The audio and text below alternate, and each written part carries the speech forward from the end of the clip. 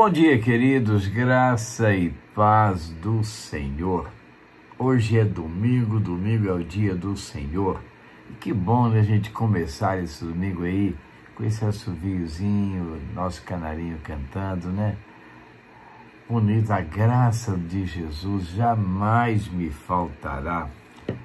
Um bom dia para você que está aí, talvez acordando agora, né? Mas que o Senhor seja com você, com toda a sua família, abençoando o seu dia, te dando um dia repleto de muita alegria mesmo. A nossa lição de hoje é a última lição do ano, a última lição do trimestre, baseada na carta aos Hebreus, no capítulo 13, os versos 20, 21 e 25. E tem como tema: a graça esteja com todos vocês. E saiba, né, como termina esse coro que nós assoviamos aí: a graça de Jesus jamais me faltará. Então vamos aqui ao texto.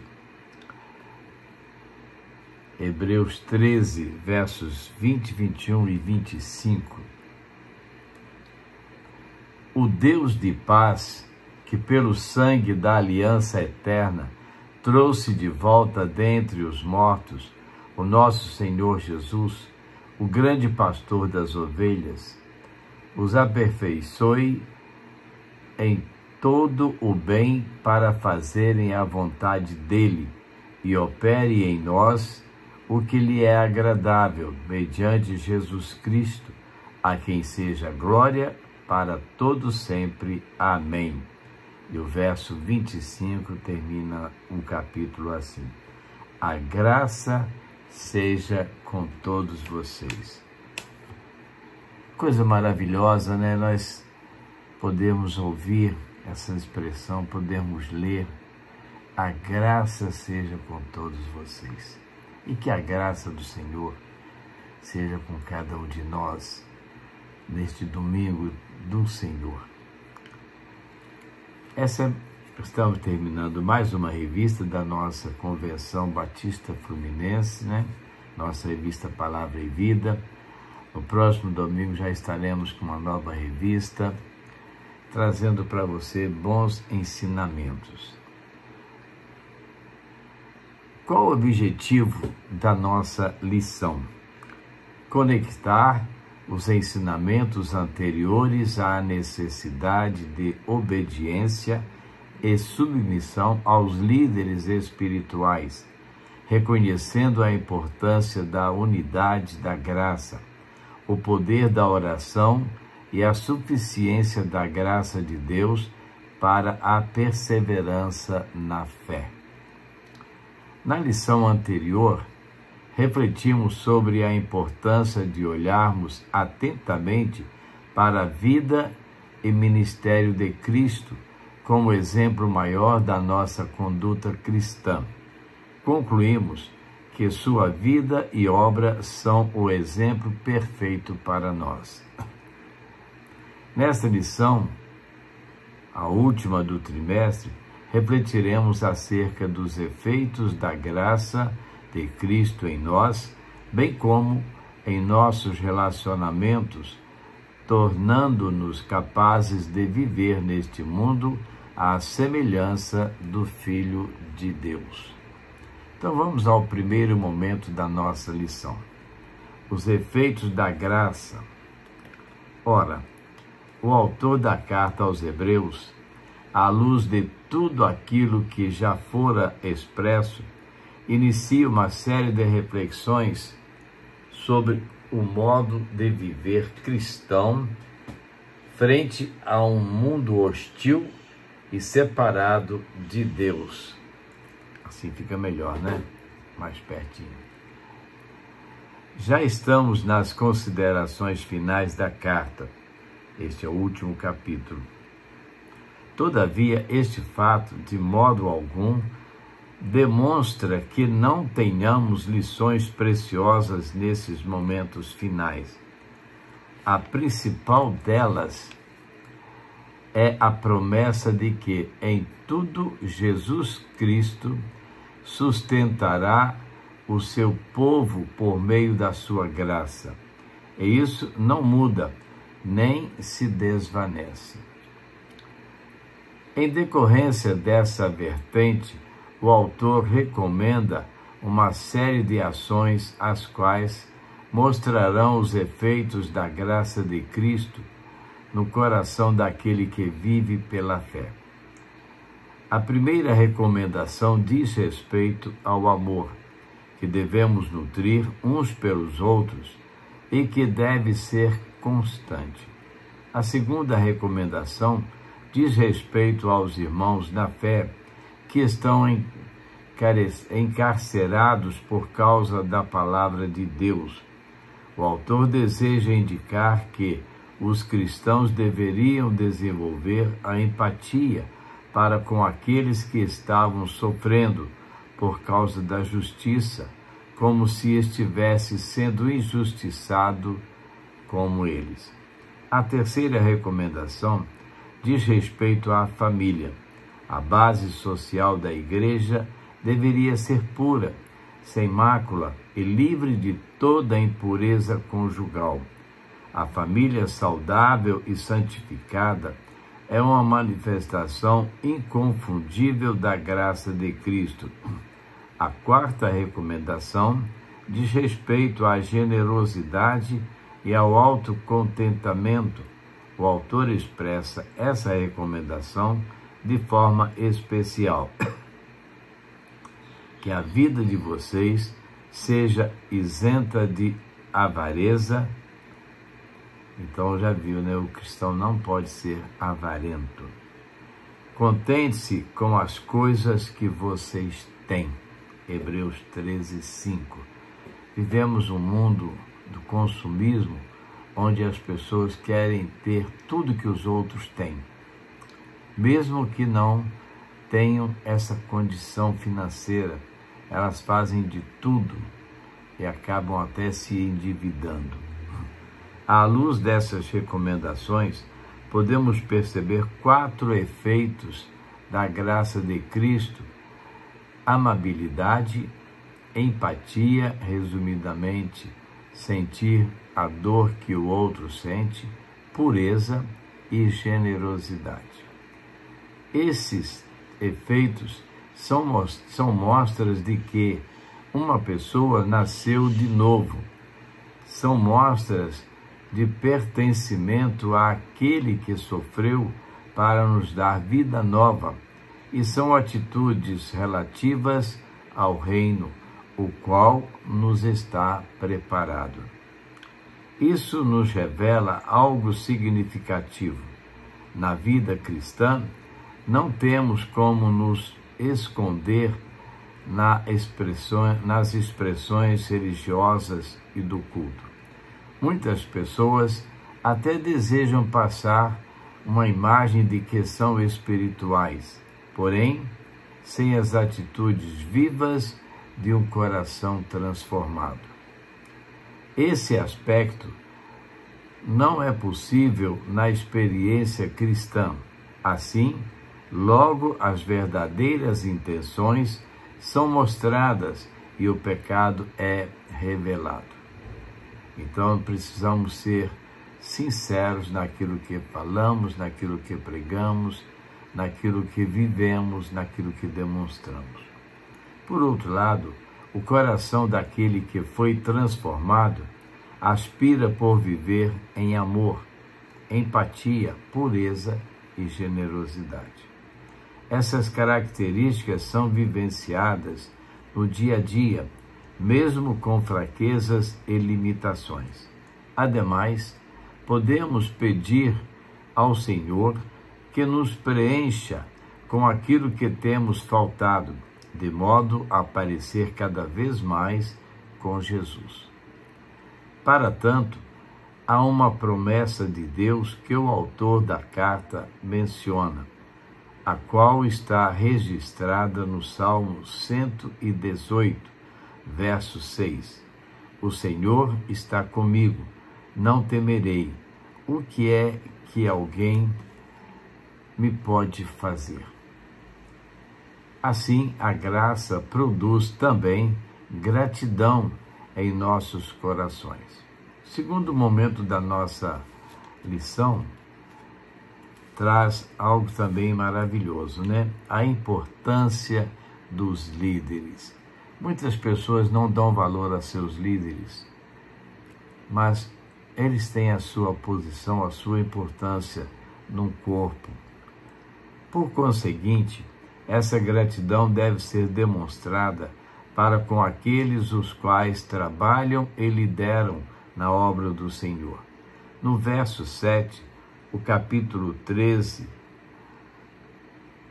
o autor da carta exorta aos irmãos a lembrarem-se dos seus líderes, os quais pregaram a palavra de Deus, e a considerarem atentamente o fim da vida deles, imitando a fé que eles testemunharam. No verso 17, o autor da carta mais uma vez menciona os líderes da igreja, exortando-nos a ser submissos, pois zelam pela alma de vocês, como quem deve prestar contas. Aliás, nós pastores, na liderança da igreja, de um grupo, de um ministério, nós temos um compromisso com Deus de estarmos atentamente olhando para os nossos liderados, dando a eles uma demonstração de que nós nos preocupamos com eles, de que nós queremos o melhor para eles, de que nós queremos estar atentamente zelando por suas vidas.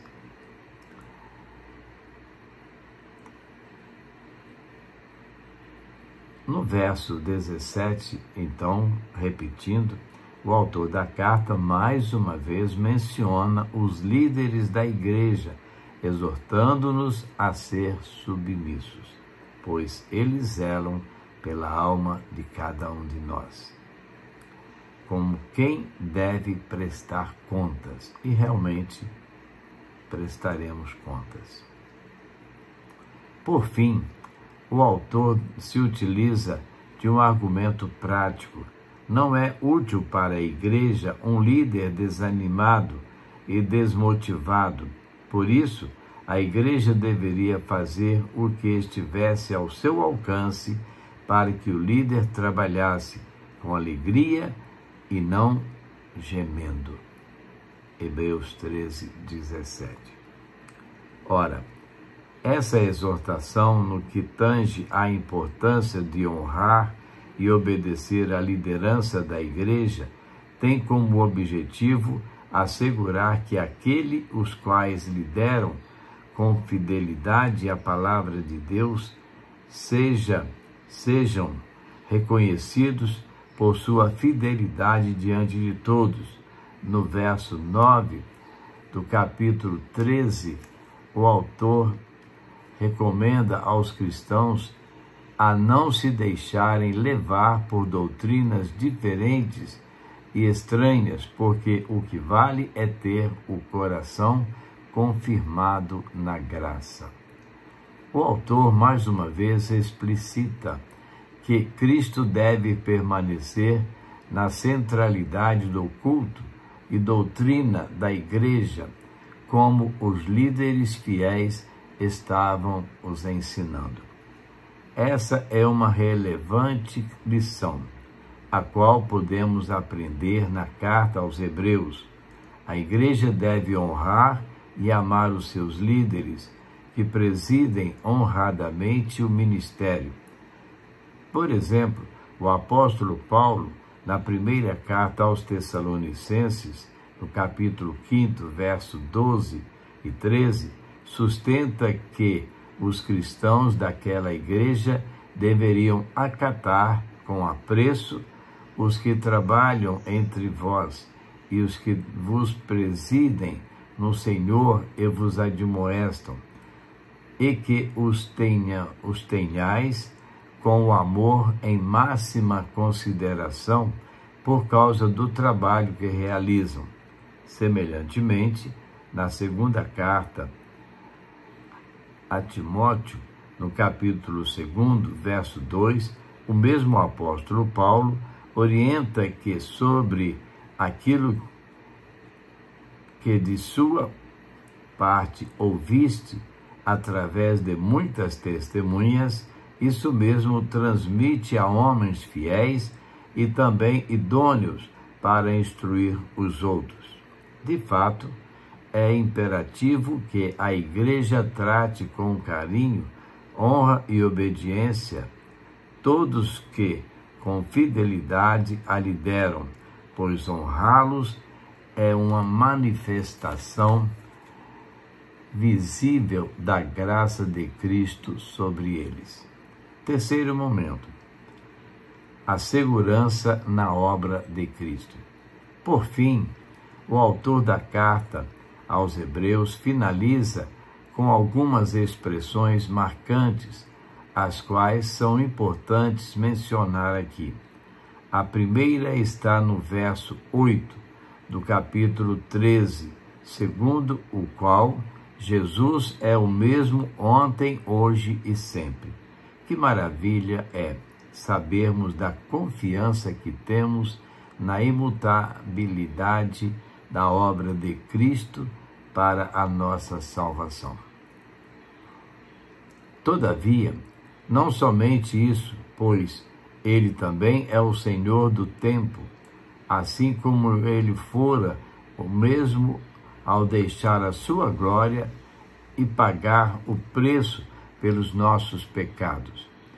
Ele continua sendo o mesmo para a nossa geração hoje, neste tempo secular e tão diferente daquele que viveram os irmãos destinados, primeiros da carta.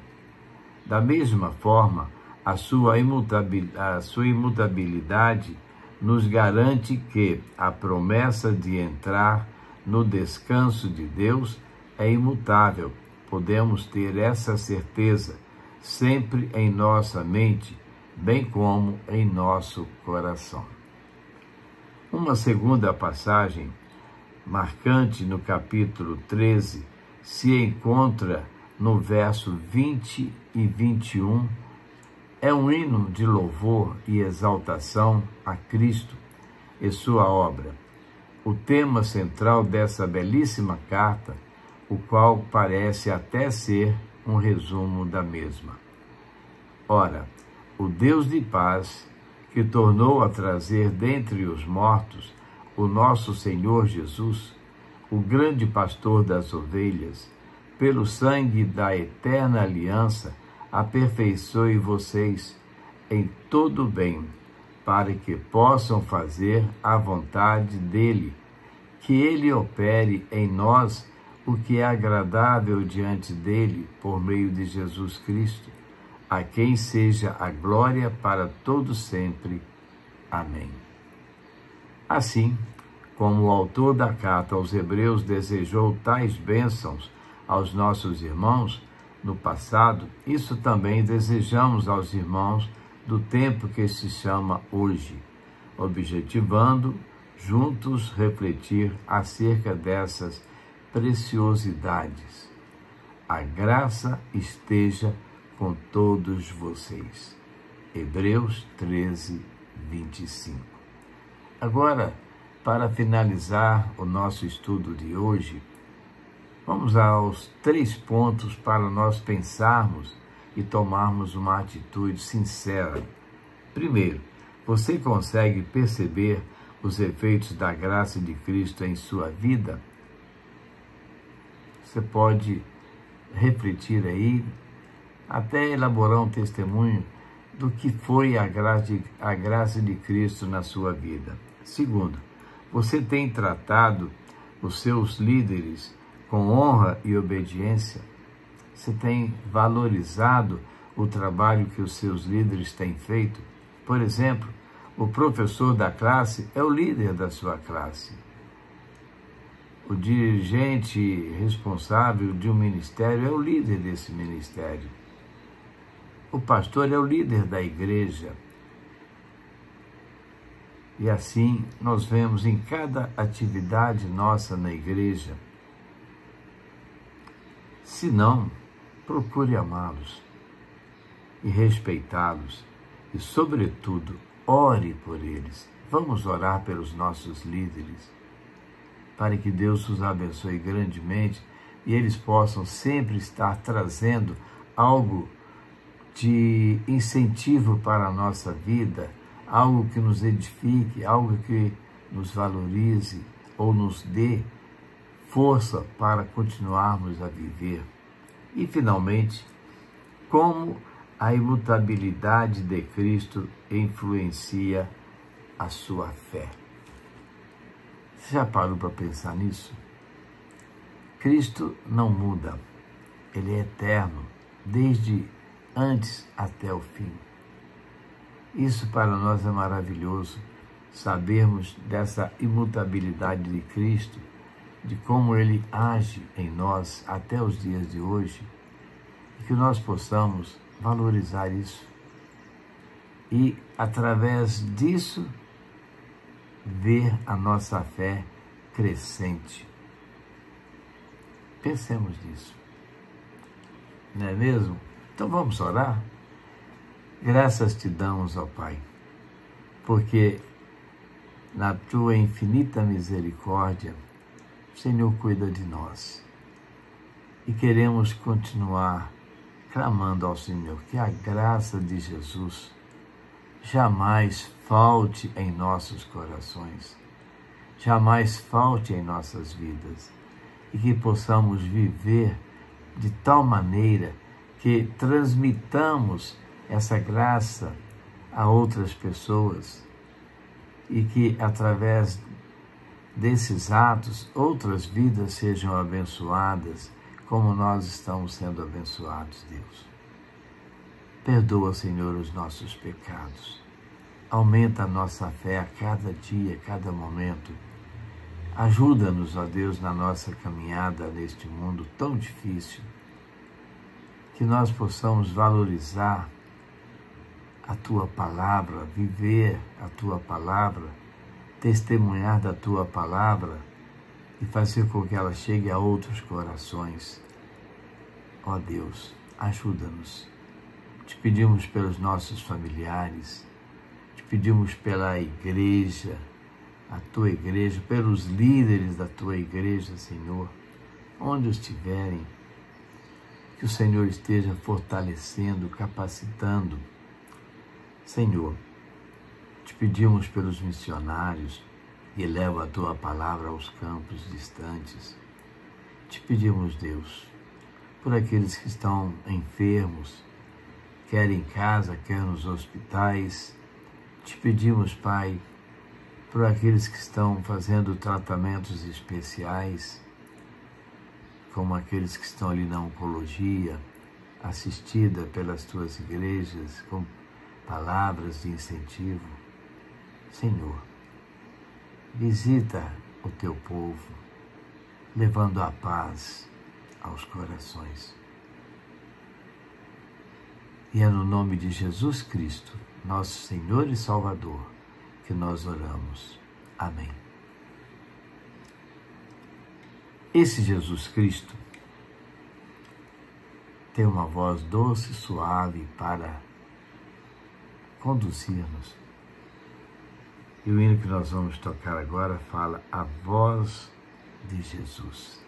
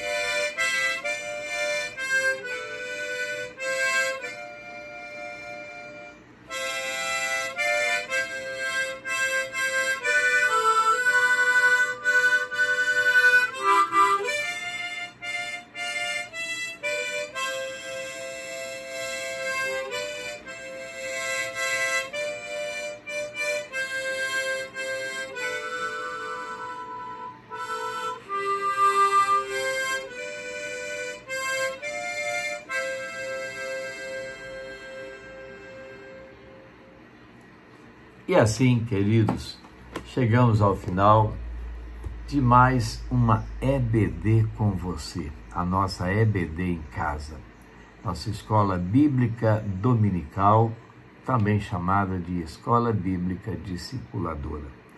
Que você seja agraciado com a graça e a paz do Senhor Jesus. E aproveite este domingo, o dia do Senhor, mas também o dia de estarmos junto dos nossos familiares, em plena comunhão, aproveitando aquela oportunidade de estarmos juntos, almoçando juntos, pais, filhos, netos, a família. Valorize isso, é tão bom. Mas lembre-se de uma coisa, logo mais, vá à casa do Senhor, não fique em casa. Vá à igreja do Senhor para cultuar e adorar ao Senhor, para que você possa viver junto dos seus irmãos, amigos, momentos delicados, deliciosos, agradáveis, cultuando, cantando, orando, adorando ao Senhor. Aproveite o domingo, é do Senhor. E amanhã, segunda-feira, se Deus permitir, estaremos de volta trazendo para você mais uma reflexão da palavra do Senhor para edificação das nossas vidas. A todos um bom dia na graça e na paz do Senhor Jesus. Amém, queridos?